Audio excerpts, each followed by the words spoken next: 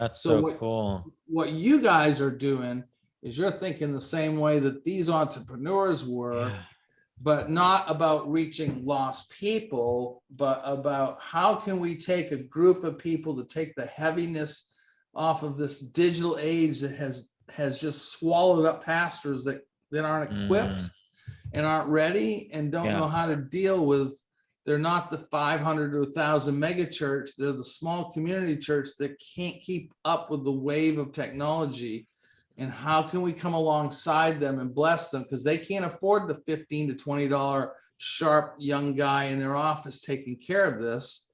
But we can pull a team of sharp people in the Philippines together who can do it for a fraction of the money and take the burden off them and help them move ahead. Yes. Right? Yes, absolutely. I mean, that's what you're really doing for me by saying this stuff, you know, for what that's worth.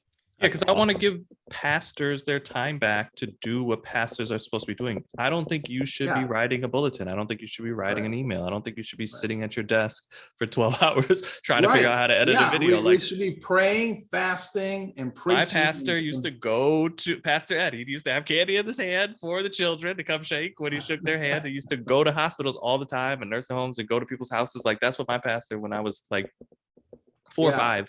I just remember that's what he was doing. He was like never at the church. That people would complain that he's not at the church enough, and he'd be like, "Well, I'm out doing what I think I'm supposed to be doing out in the street." So it was always fascinating to me to hear that. Now I see like pastors are bogged down by our pastors. Like, they've got a million different things that they're trying to do with the banners and this, and it's just like, I don't think this is what the church body should be doing. That's another good. Let me give you another illustration. In our staff meeting, my staff is volunteers. Not paid staff, but they're still my staff, my team. And so we said, hey, we need those banners on the side of the road, right? So I thought, I think I got something at a conference, and I looked at it, it was way too expensive. So I started searching until I could find a banner company. And then it needed, I wanted to say welcome, and I wanted my logo on it with the time. That was what we decided. Welcome 10:30, right? So if I had a VA that I could have just said, I need to find the most affordable banner. And give them a price range just from here to here. Then they could have looked it up. They could have called. They could have done all that stuff. Now they could have had the whole thing done for me and say, can I have your green light on this? Yes. And I wouldn't have had to done anything but email a VA. Exactly. Yep. For sure. But instead, I've spent probably 2 hours on that project over the last 2 weeks. With frustration. Yeah. Yeah. You know? Yeah. So it's going to take time to train me.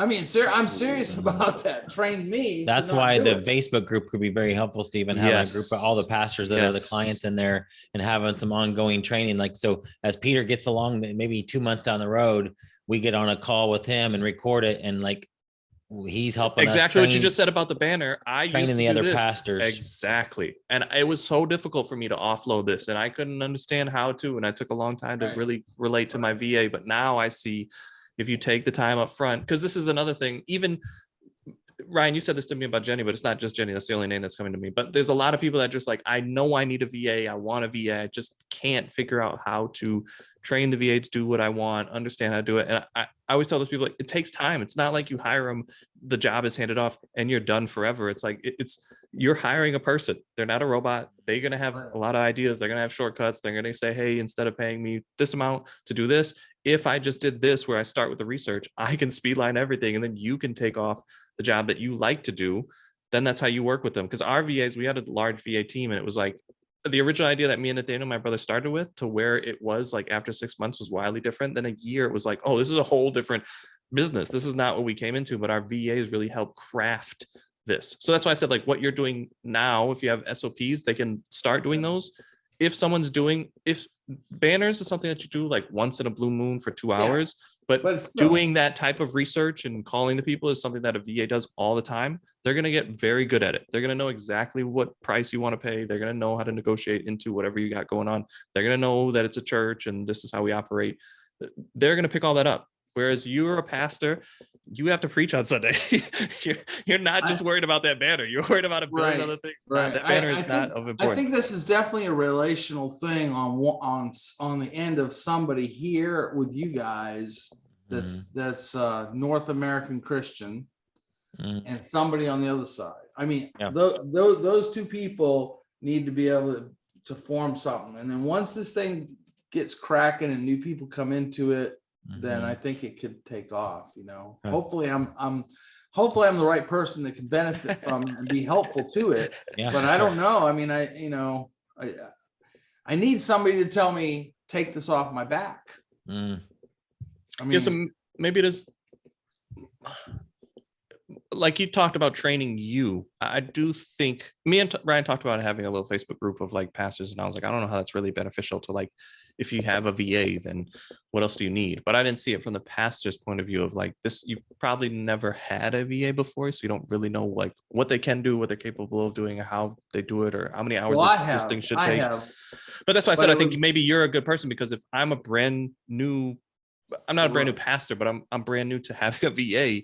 Right. What do I offload? Like, I don't even understand how to even offload this stuff. Right. Yeah. We're excited about this. Stephen and I have come up with a wingman VA pastor service. We want to get pastors' time back for them so they can do what they are called to do. We want to help you get your time back. So click the link below to get your free download.